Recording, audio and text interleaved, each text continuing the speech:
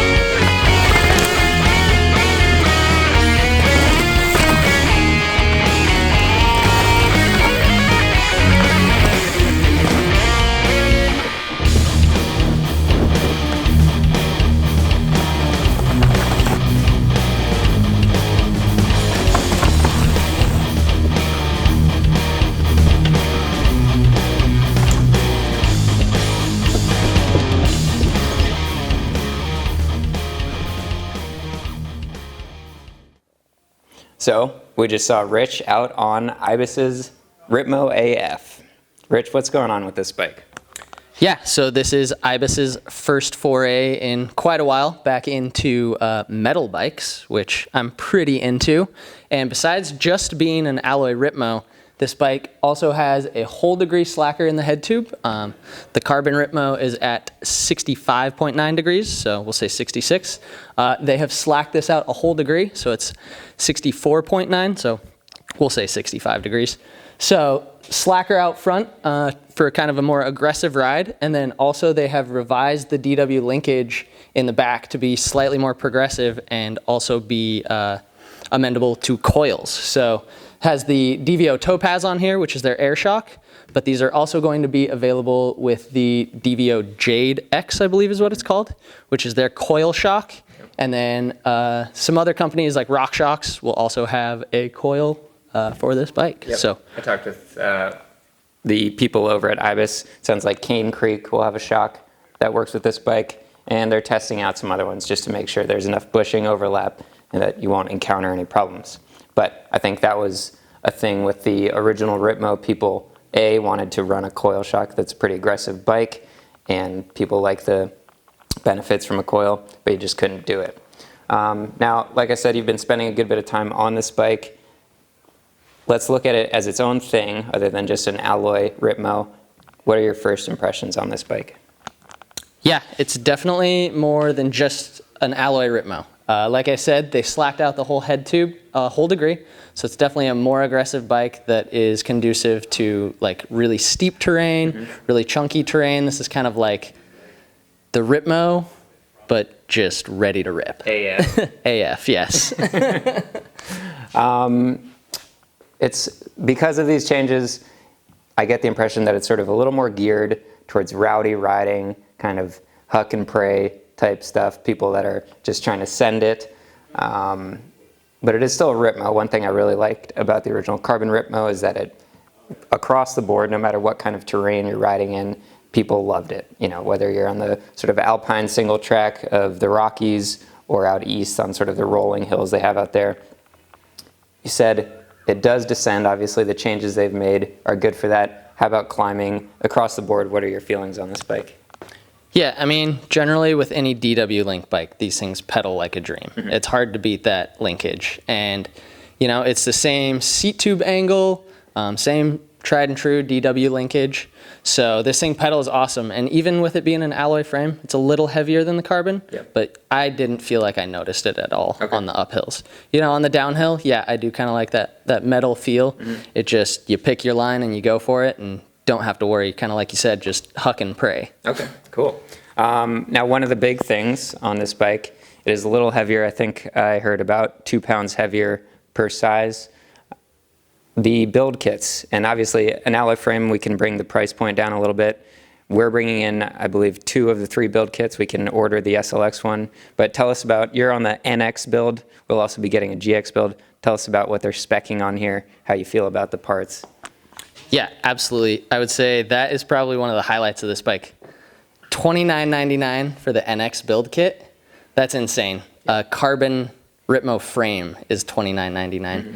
And you're getting, not only are you getting like, you know, a full 1x12 drivetrain, Ibis's alloy wheels, you're also getting some like higher end suspension. So they're speccing it with DVO's diamond fork and then the topaz rear shock. And like we said, also there will be a coil option. These forks are awesome.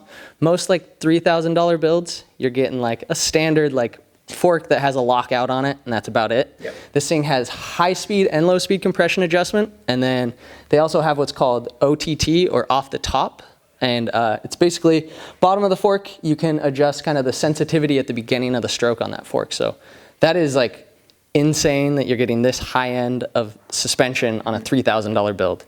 And then the GX builds, those are coming in at, I think, $42.99, I want to say, which is another great price. You still get the DVO stuff, and then the GX drivetrain, and also a bike yoke dropper post, which is probably a shop favorite here. Absolutely a shop favorite. I have it. You've had it. Everyone in the shop is on that post because it's awesome. But yeah, super impressed with the build kits that they're offering and at those prices. Now, they come standard with the Topaz Air shock, but you can upgrade. When you're buying the full build kit, you can upgrade to the Jade X coil. I don't recall off the top of my head what the upgrade cost is. And it's also not available at the release of this video, but will be coming in when they get inventory. Like I said, we're going to try and get in a few other coil options if you do want to go that route. 4-piston brakes all around, regardless of what build kit you get. Other things that I liked, the Assegai tires front and rear, Exo Plus, so it's kind of that in between the double down casing and the regular Exo casing. I think across the board they've done a great job speccing these build kits. And for someone that's looking to get on a super cool bike, like that you don't have to really upgrade anything on, at least off the bat, you know, Ibis's phenomenal factory wheels. For the price point, this is just insane. It is. It's really crazy, these build kits at that price. Like Dan was saying, the EXO Plus casing tires on this, sometimes OEM tires that come out, they're okay. They'll last you, but you might, you know, if you're riding aggressive terrain like this bike is geared towards, you might put some slits in the sidewall or something, but that EXO casing gives you that extra protection right out of the box. You don't have to worry about upgrading the tires later. Like you said, 4-piston brakes. The NX comes with the guide T's. They work. Maybe I'm a bit of a brake snob. I would prefer like a code R on this build. But I do know the GX build comes with a 4-piston Shimano brake, and those are like, you can't beat the stopping power on Shimano brakes. So super impressed. Definitely a bike that is built for somebody who's ready to rip. You know, it's the Ripmo AF for a reason. Now, we do have these loaded up into our custom bike builder, so you can contact Rich here. He can help you walk through all the steps and help you pick out some cool components to build this up. Like I said, it is a different bike than the Carbon Ripmo, so don't feel like it's just an alloy version. If this is something that you're into, reach out to us. We can help you get a cool one built up, or spend $3,000 and get this exact build. Thing's phenomenal. Any other closing points? Yeah, I'd just say if you got questions, email us at sales@fanatikbike.com. That's my direct line email. Dan might know the phone number by heart. 844-326-2845. Boom, there you go. You can call us and ask us questions too. Either myself or Dan would be glad to answer your questions on this bike. So don't forget, click below, subscribe, like our videos. We'll keep making them for you. Bye. Bye.